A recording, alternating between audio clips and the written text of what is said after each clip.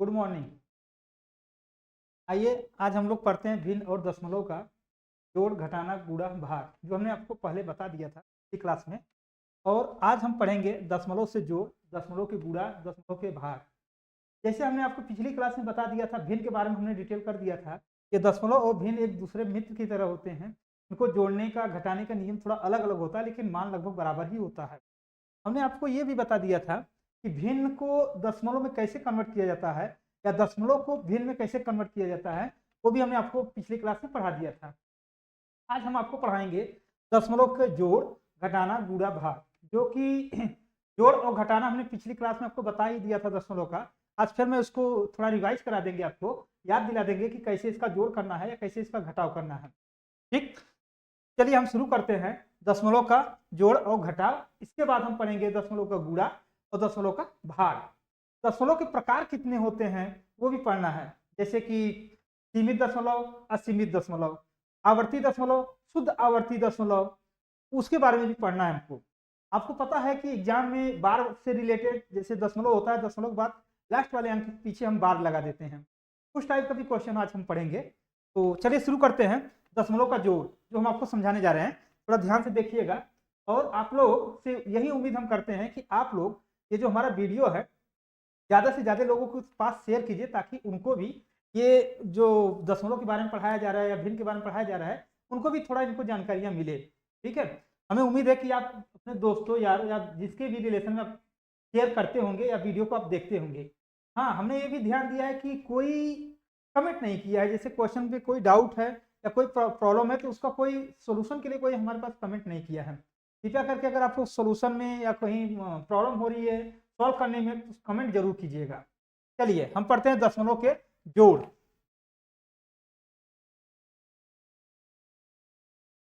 दशमलव के जोड़ नहीं, डेसिमल का सब्ट्रैक्शन, सॉरी एडिशन। ठीक है, हमने आपको पहले भी बता दिया था दशमलव के जोड़ में हमें दशमलव के माने जो दशमलव के आगे वाले नंबर और दशमलव के बाद वाले नंबर को पहले इक्वल किया जाता है, यानी उनको लाइक दशमलव बनाया जाता है।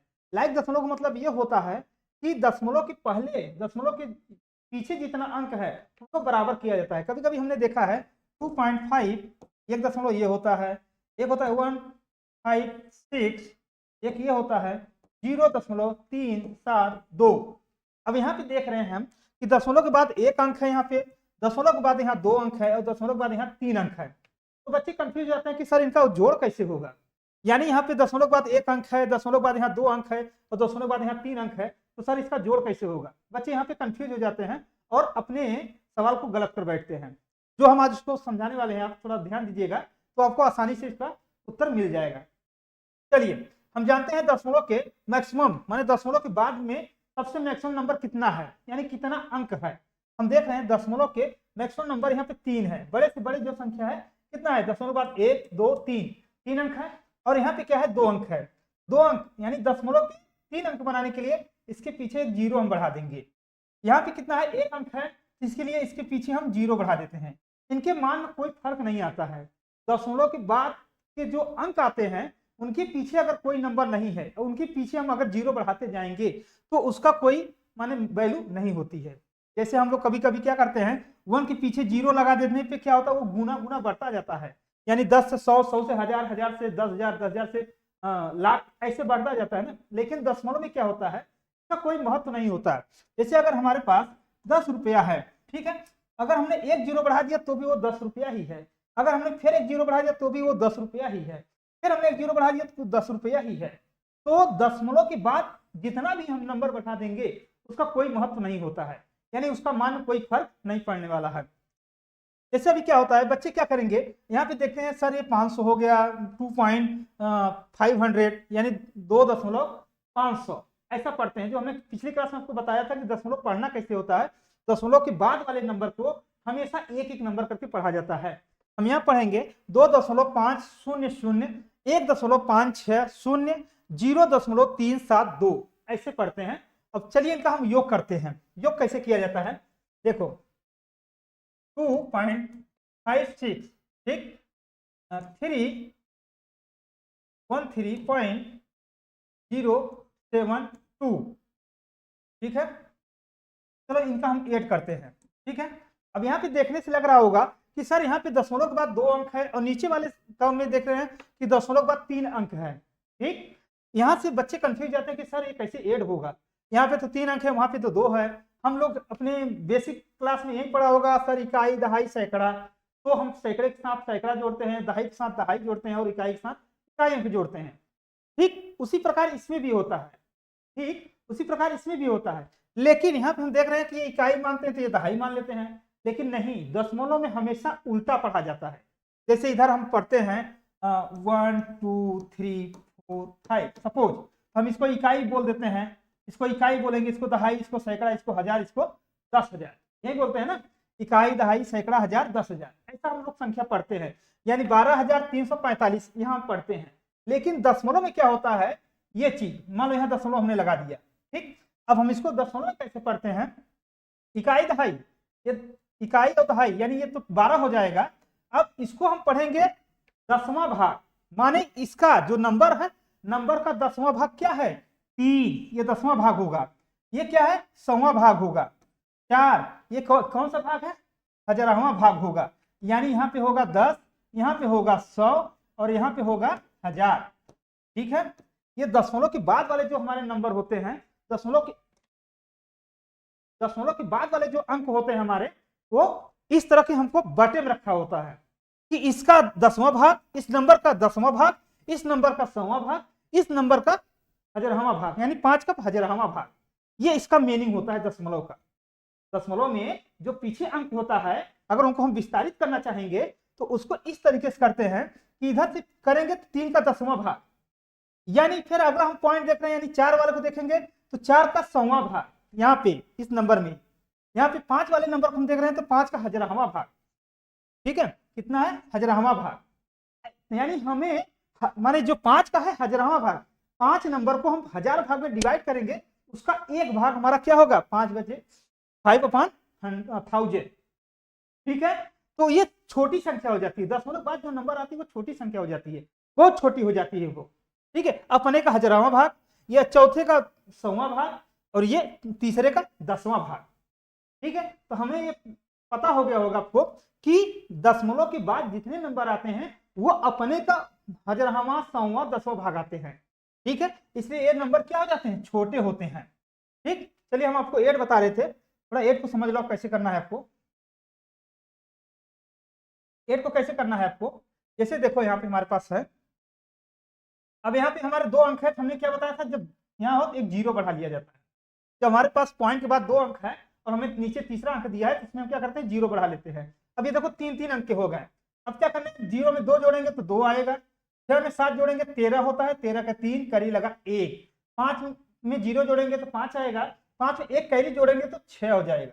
ये दशमलव को दशमलव की जगह लगाना है, यानी दशमलव को दशमलव की जगह लगाना है, 3 2 5 और ये 1, ये है दशमलव का योग। ठीक है, हमें विश्वास हो गया होगा कि आपको दशमलव का जोड़ आ गया होगा। ठीक है, सेम इसी प्रकार घटाने का भी नियम है। अगर दशमलव के पीछे का अंक अगर कम है तो उनको 0 बढ़ा के उनको बराबर कर दिया जाता है। जैसे हमने ऐड करने के लिए, हमने जोड़ करने के लिए 2 अंक के बाद हमने एक 0 बढ़ा दिया, 3 अंक हो गया है, तो हमने ऐड किया है और आसानी से ऐड हो गया है। सेम यही प्रोसेस हमारे घटाने में भी होता है। ठीक है, चलिए अब हम आगे पढ़ते हैं गुणा, क्योंकि अगर हम ये दशमलव को चैप्टर को ज्यादा बड़ा कर देंगे तो आपको भी कंफ्यूजन होगा और काफी ये बड़ा वीडियो हो जाएगा। ठीक है, हम चाहते हैं कि कम वीडियो में ही आपको ज्यादा जानकारी मिल जाए। चलिए अब हम पढ़ते हैं दशमलव का गुणा।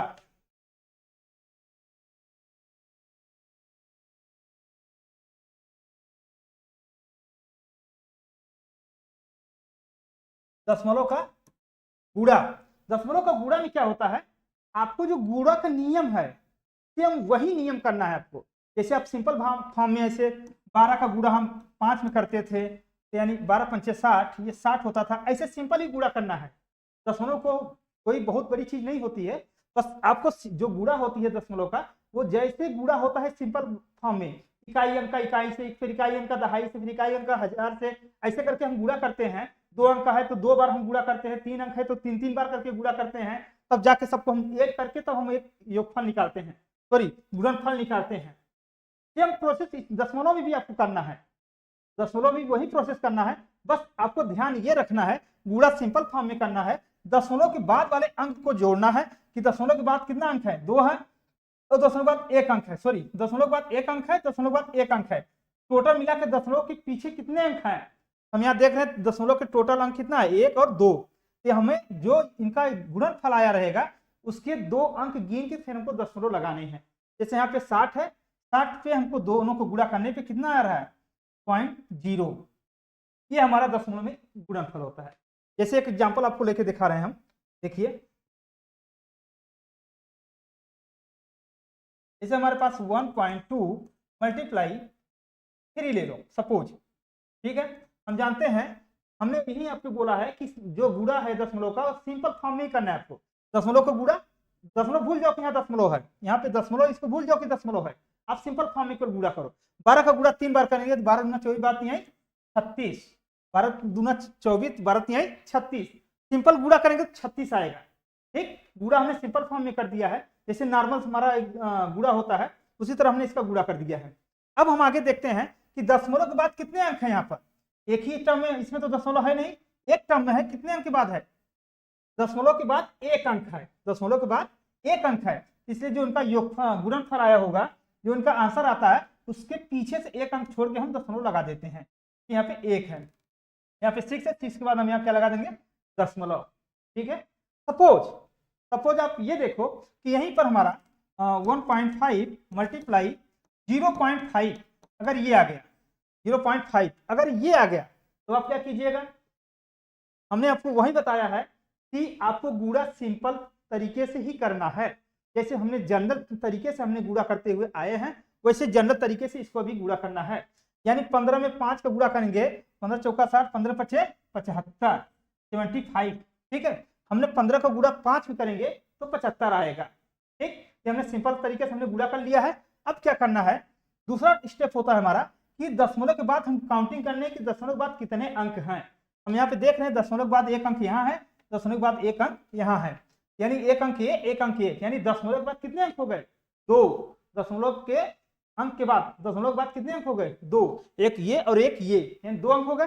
तो हमारे जो योगफल होते हैं, ये गुणनफल जो आते हैं, उनके हम पीछे से 2 अंक गिन के और दशमलव लगा देते हैं, यानी 5 और 7, इसके आगे हम यहाँ दशमलव लगा देंगे और ये 0 बढ़ा दो। ठीक, ये हमारा है दशमलव का गुणा। हमें विश्वास हो गया होगा कि आपको ये जानकारी मिल गया होगा और आपको समझ में आ गया होगा। चलिए एक एग्जांपल और ले लेते हैं ताकि आपको और आसानी होगा। जैसे हमारे पास एक और हम एग्जांपल ले लेते हैं, 0.2 गुणे 0.003। सपोज मान लो ये आपके दशमलव के गुणन आ गए।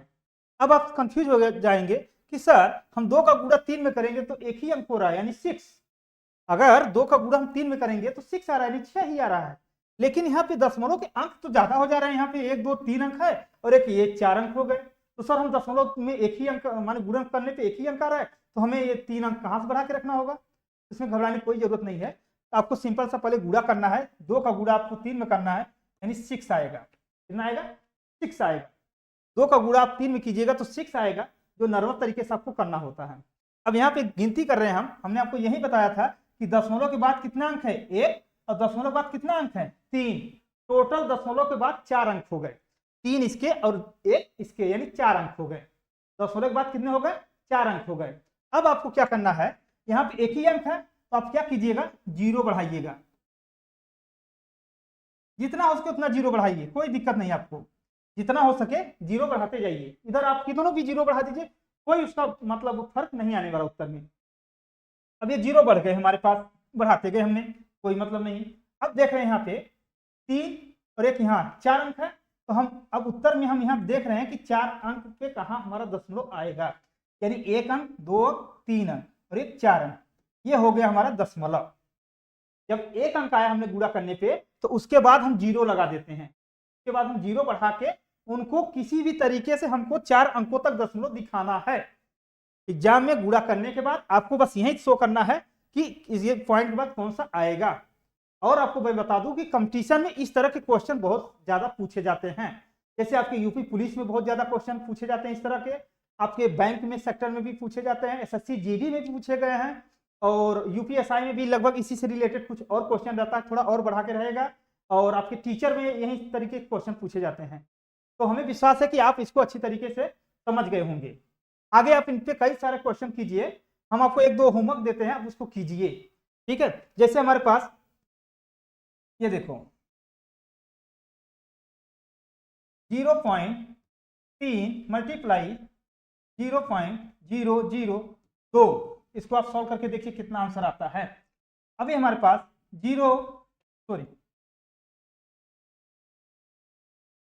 1.2 मल्टीप्लाई 3, हमने बता दिया सर साहब, चलो कोई नहीं, 1 दशमलव लगा दिए, कर लिए इसको, ठीक है। आप इनको कीजिएगा और बताइएगा कि इसका आंसर कितना आता है, ठीक है। चलिए अब आगे हम पढ़ते हैं दशमलव के भाग। आगे हम देखते हैं दशमलव के भाग, दशमलव के भाग कैसे दिए जाते हैं, ठीक है। चलिए हम आगे पढ़ते हैं दशमलव के भाग।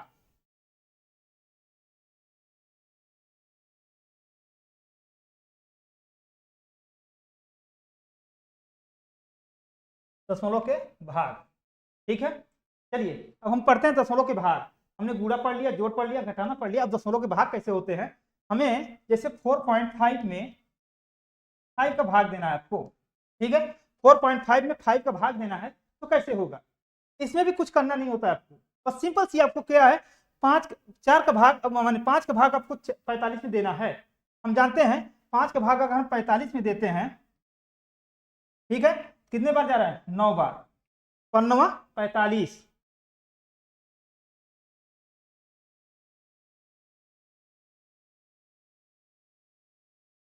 फाइव का डिवीजन हम दे रहे हैं 45 में, ठीक है, पॉइंट के बाद।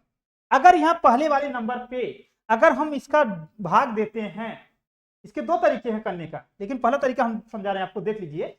5 का भाग अगर 4 के अलावा यहाँ 8 होता तो हम जितनी बार जाता पहले पॉइंट वाले नंबर को हम करते, ठीक है। जैसे सपोज यहाँ मान लो 14 कर दिया हमने, ठीक है, हमने 14 किया, तो यानी हम देख रहे हैं कि दशमलव के पहले 2 अंक है, यानी 5 का भाग इसमें जा सकता है आसानी से, यानी 5 दूनी 10, 5 तिहाई 15, यानी 2 बार ले जा रहे हैं इसको, यानी कितना हो जाएगा, 5 दूनी 10, इसको माइनस करेंगे ये 4 आएगा।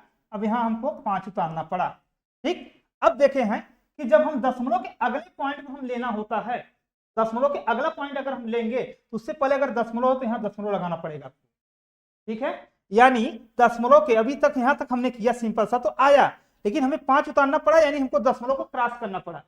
हमको 5 का भाग देने के लिए हमें क्या करना पड़ा, अगले भाग में तो हमें 5 दशमलव को क्रॉस करना पड़ा। जैसे ही दशमलव हमसे कांटेक्ट में आएगा, सामने हमारे दशमलव आएगा या हम दशमलव को पार करने वाले हैं, तुरंत हमको भागफल में तुरंत दशमलव लगा देनी है आपको। यानी इसका हम भाग देने से पहले हमने देखा यहाँ पे 4 आया, अब 5 का भाग 4 में नहीं जा रहा था तो हमने आगे बढ़ा के 5 उतारा है, यानी हमने दशमलव को क्या किया, क्रॉस किया, तो हमने यहाँ क्या कर दिया, दशमलव लगा दिया। अब यहाँ आ गया 45, अब यहाँ क्या हो जाएगा, 5 45, ठीक है। ये हो गया हमारा भाग, यानी कितना आएगा, 2.9। तब जब हमने 5 का सिंपल सा भाग दिया है तो इस तरीके का आंसर आया है। अभी हमने आपको बताया था इससे पहले हमने आपको बताया कि अगर आपको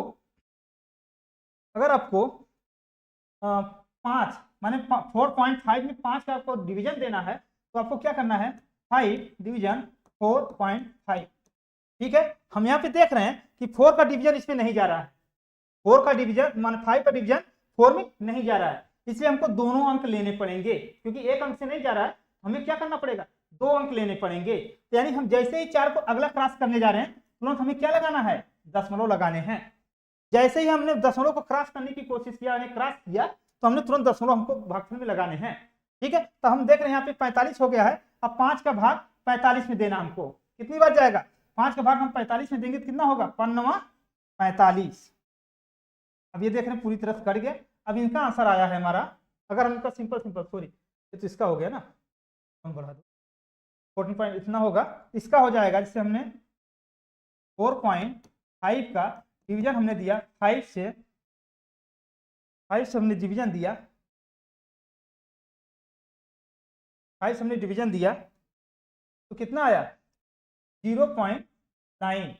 यहाँ पे देख रहे थे कि अब इन दोनों क्वेश्चन में से आप आंसर मिला सकते हैं, यहाँ 2.9 आया है और यहाँ पे कितना है 0.9, क्योंकि यहाँ पे क्या था 5 का 2 बार भाग जा रहा था, इसलिए हमने यहाँ 2 लगाया है। जैसे ही हमने दशमलव को आगे बढ़ाया तो हमने यहाँ पे 1 अंक यहाँ दशमलव लगा के हमने फिर अगला पॉइंट उतारा है। वैसे ठीक यहाँ पे देख रहे थे कि 5 का भाग 4 में नहीं जा रहा था, हमने अगला पॉइंट लेने से पहले हमको दशमलव मिला, इसलिए हमने भागफल में पहले दशमलव लगा दिया।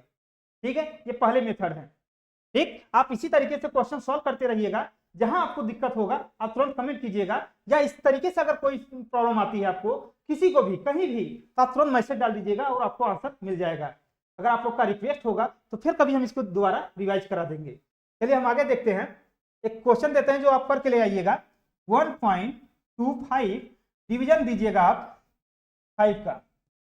ठीक है, अगला एक क्वेश्चन दे देता हूं आपको 25.5, इसमें आप डिवीजन दे दीजिएगा 15 का या 1.5 का, सॉरी यहाँ पॉइंट न लगा के आप 15 का दीजिएगा, क्योंकि अभी हमने आपको इस तरीके का हमने दशमलव का भाग नहीं बताया आपको।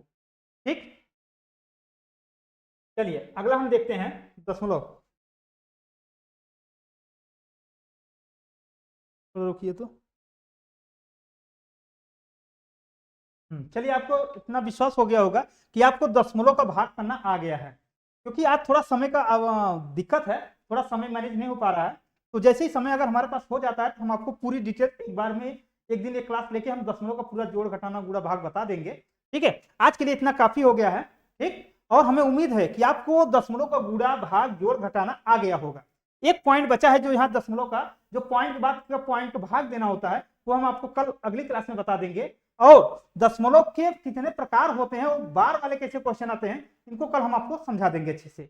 आज के लिए बस इतना ही, धन्यवाद।